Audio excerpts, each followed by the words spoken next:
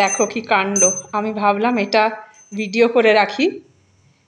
দিদা ঠাকুরের বই পাঠ করছে আর নাতনি ঘন্টা বাজাচ্ছে। মা সন্ধে আরতি করছিল,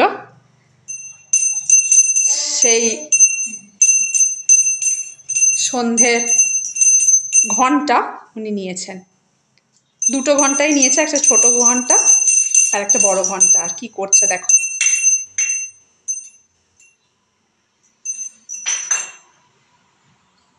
বাবু,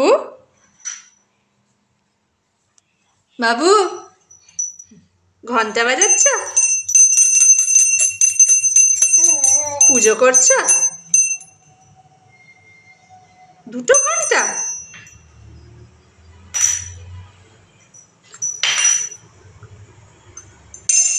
মা সন্ধে দিতে এলে ওকে ঠাকুরের কিছু না কিছু ওকে নিতেই হবে। এই নিচে ঠাকুরের বাসন আছে, লন্ড ভন্ড করে নিয়ে এখন বসেছে। ভাবলাম তোমাদেরকে ভিডিওটা শেয়ার করি যে কি কাণ্ড করছে।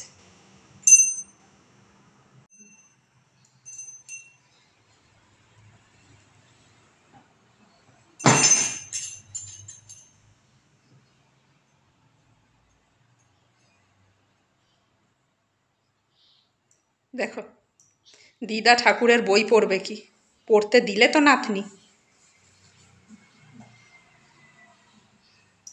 উনি একটু আগে অবধি ঘন্টা বাজালেন, এরপর দেখো ওনার কাণ্ড।